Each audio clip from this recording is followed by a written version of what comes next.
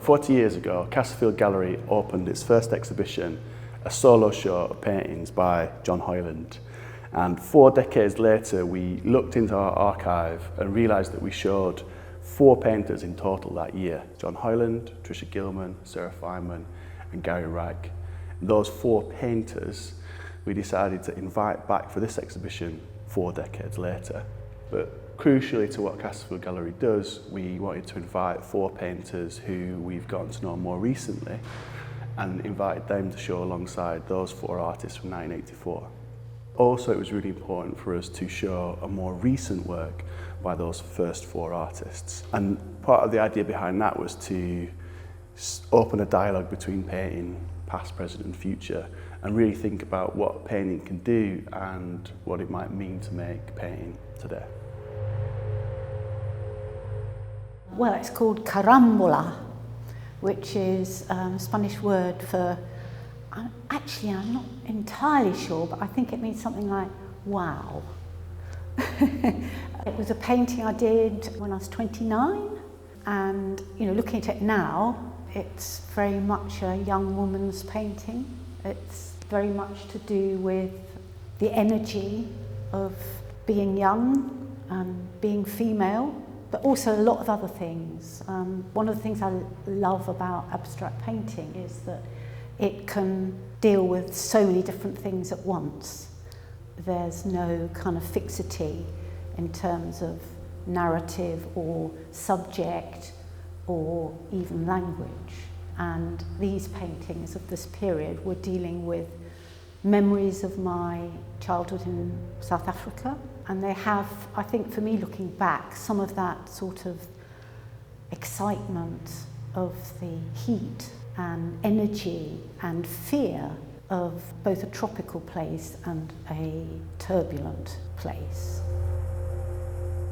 Carambola is here I am painting, look at me. And this is much more to do with looking inwards and trying to find out a bit more about what's going on inside. One of the things I really think painting can do is call upon you to face yourself. And I think that's what this work that I'm currently involved with does. It calls upon me to face myself, and I hope that the transaction of looking is one that has that effect on the viewer. This painting appropriates an Albrecht Dürer 1557 study about human proportions. And for Dürer, human perfection was rooted in geometry, and he was like the first to kind of study different shaped bodies in relation to bodily beauty. And as you can see, like the title, Cavity Sam, playfully references the Operation game that I played a lot when I was younger. And I wanted to use this symbol and kind of metaphor of a group of people taking from a body and putting back onto the body of the board game as a way of like exploring women's agency and like the autonomy of women, but also how society puts on women and takes from women and their bodies. For me, the most important thing that painting can do is be useful and like in some way sort of contribute to the canon of arts activism. So yeah, I'm really interested in the useful museum model and thinking about how art can be used as like a tool for social change. But the model predominantly like focuses on more socially engaged practices, but I'm very much interested in how painting can also be like a tool for social change. I wanted it to be red. That was the first thing. I could have changed my mind, but I didn't. Sometimes I do want to make a painting a particular colour, but then it might change as I'm about to put the colour on. So the painting, stayed red, and I wanted to work on these sort of box shapes And then I decided I really wanted to put it on the floor, and I made myself some polythene shoes. And I put polythene around my shoes because I knew I wanted to skid on it. Invention in making marks is about how you experiment with marks, with mark making, and with the scale of marks relative to the size of the painting. So this is what I experimented with in this painting, which is why it's called Skid. I think painting in general now, the wonderful thing about painting is, in the end, it's an expression of hope, which is a great thing, especially these days. But hope is a great thing, and it's an incentive. You know, you hope to do something. You never want to just keep repeating, you want to go on and do something. So each day you look around at things in the world and they kind of feed back and they suggest things. It could be anything. It's about life, it's about living. And you know, one goes on every day, you just continue to try to explore what it is, this connection that you're trying to find, that you know you're making it. And you're making connections over there, up there, down there, that you can't quite put your finger on, but they're feeding the painting, and it's sort of gelling. And it's an impossible thing to really, in a sense, talk about. I wish I could say more about it, but it's something that happens, mostly intuitive. But, you know, intuitive is to do with the mind and one's feeling, you know. And when a painting leaves the studio, it has to resonate right there. Not just there, both places, but it really has to resonate right there. This painting was inspired by my time living in the South Lakes. I lived there for about 2 years after getting married, and I think it's a play on duty and movement, migration, belonging, and just how I felt whilst I was living there. It's a painting of Honesta Pass with traditional South Asian bridal dupattas draped over the mountains as well. And I think I was just interested in the materiality of landscape and how that can change and the backdrop can change depending on who's living there and how it feels to you and that kind of thing. But also it's kind of inspired by a little anecdote that my dad told me about an uncle who, after moving to the UK from India, got on a train and decided they'd move to the first place that they saw a working mill. So it was like they'd look into the landscape and think, oh, there's a mill there, that's where the jobs are, that's why we should move. So it just kind of was inspired by that a little bit as well. I think painting for me is its own language. Like it says the things that I can't say. So it's about creating something that people can take their own narrative from as well, but also kind of hint at something a little bit too. But painting, for me, like I've always been interested in painting. Like growing up, I'd go to museums, but I'd see these kind of grand oil paintings that I'd be mesmerised by the way that the paint's been applied and how things are just really real and seem like a slice of life. But I wouldn't see myself in them or any story that I could resonate with. So it was about kind of creating space for South Asian women and people who could maybe resonate more with my story as well.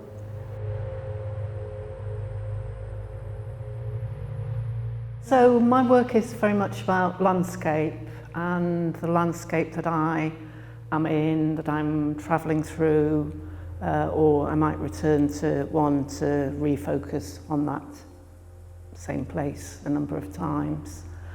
This painting here was very much about walking in the Lake District, more or less grew up in the Lake District, and we also went to New Zealand for our honeymoon stroke holiday, so that was a very contrasting landscape and huge bushland and wide spaces. I made lots of watercolours when I was there, and I wanted to find a way of interpreting those. And I think within this painting there is a sense of sort of patches of contrasting colours, the materiality of the paint and the pouring and scraping and pooling of colours. And I think that's very much what my work is about even now. I'm not really an academic painter. So, I mean, I think painting is about visual communication and expression in its widest sense, and I think the paintings that I'm attracted to are the paintings that have different kinds of textures and surfaces and mark making, and you know, that's not necessarily abstract, that's figuration right across the board really. It's a painting of my mum's living room. I wanted to tie together lots of different trinkets and objects and furniture that are from 3 generations of my family, but to present them in this kind of off, skewed, warped plane. So there is still a semblance of familiarity and personal nostalgia there, but it's been skewed and leaves room for people to maybe impose their own meaning onto the space and what it might signify. I think painting can provide a really unique window into someone's imagination. I think particularly working with paint, because it's by its nature a quite unruly, fluid medium that has to be controlled and almost allocated to different areas. It's real insight into the way someone's mind is working. And as much as I think it's a window, I think it's also a mirror for people to impose their own meaning onto. And I love the fact that everyone has a different experience, you know, no two are the same. But I think it invites people to think about things, ultimately.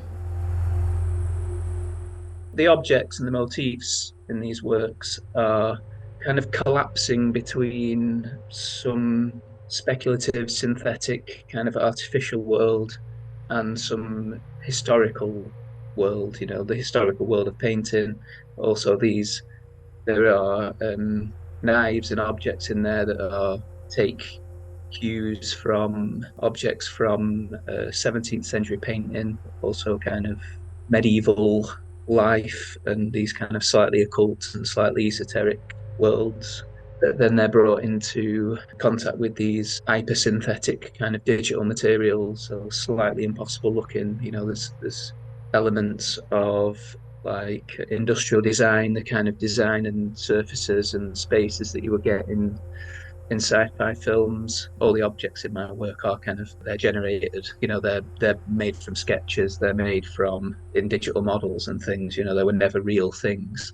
There is a romance to painting, you know, and however much you try to push that aside and be, you know, there are schools of painting or schools in art that are very promote this a very detached view of it. No matter how cold it is, there is always some kind of warmth there in some way. I think you've got to be generous as a viewer to get something from painting in a way. I think to get something from a painting, you've got to bring a lot to yourself, you know.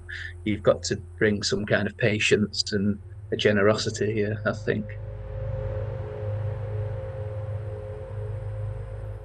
Harvest is an abstract painting Hoyland made in 1981. In a way, that was the culmination, that time was the culmination of the work he'd been making for the previous 20 years, when he'd been working out of abstract expressionist painting. Around that time, he went on a residency in Australia, and he was really influenced by the bright, open spaces of Australia and specifically the kind of blue of the Pacific, and that enters a lot of his paintings around that time. There's also, I think, a real optimism to those works. The late 70s, early 80s was kind of a pinnacle of how well known he was in the art world and where he was very much seen as an important figure within the art world and a sort of central figure within British abstract painting. John Hoyland was a very serious painter. He was a lot of fun. However, it didn't matter what he'd been up to the night before, he would always go to his studio because he always wanted to make a better painting. But he also didn't like the idea of repeating himself. Some people would get a formula and then they would just keep repeating the same thing again and again.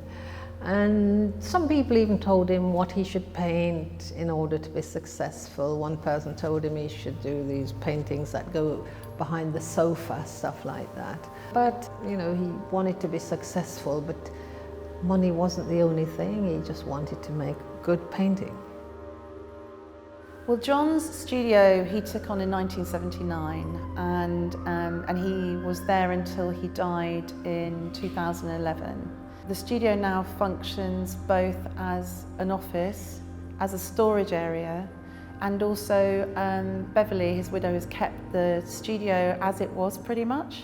And we're writing the catalogue raisonné of his paintings on canvas. And the nitty-gritty, the hard work is tracking down all the paintings for the catalogue raisonné that we don't know where they are. And we've got the help of John's notebooks, which are all in our office space and in the archive, which give us like little clues about where works are. There's a lot of paintings to find, and particularly in the 60s and 70s, where we have no idea where they've ended up.